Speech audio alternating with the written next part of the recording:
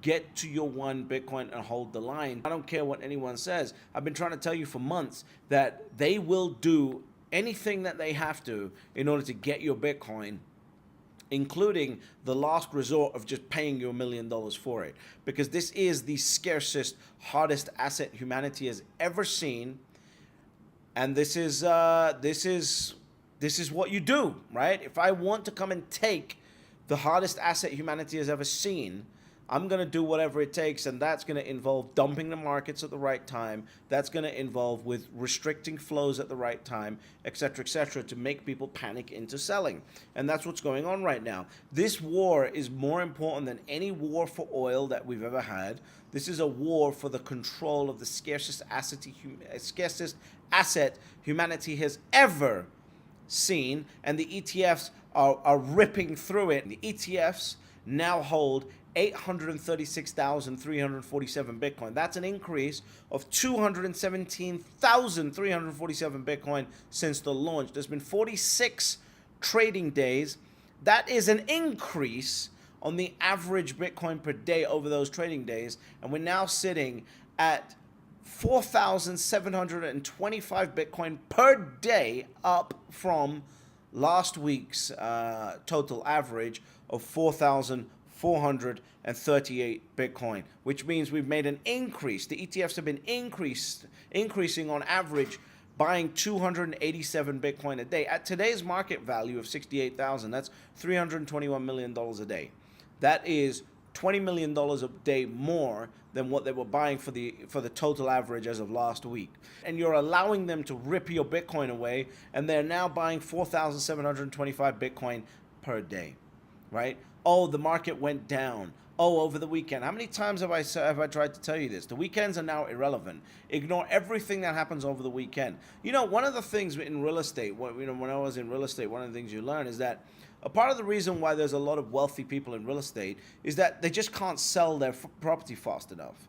So they're forced to hold. And that's what these ETFs are doing now. You are forced to hold this asset during the weekend when they can dump the price, scare retail, and buy more of this asset. And you can clearly see that's what they're doing because the number of Bitcoin they're buying is going up, right? That's why I've been shouting for months that you need to get to one Bitcoin, because the mission now for institutions is acquire Bitcoin at any means necessary, and that mission is in effect, and there's no mercy for any Bitcoin happy hippie, Bitcoin maxi Twitter shouting about how important Bitcoin is for the humanity and for the world. All of that is completely and utterly irrelevant to these people who want to acquire as much Bitcoin as possible, and that's what I've been trying to tell you.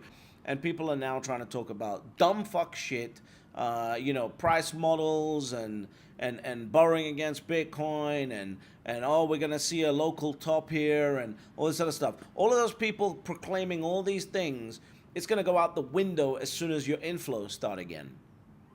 It's going to go out the window as soon as your inflows start again. We've seen a full reset, in my opinion, on the RSI here, that the price sort of is staying between a specific range on the weekends, and I've been putting that range out, and every single week so far, it's not going to be perfect because there will be times where there is buying impulse on the weekends, but and the price, I think we're ready to go up. And it's pretty obvious to see what's going on here, and I'm getting fucking annoyed with how many people are falling for all of the weekend drama that's going on.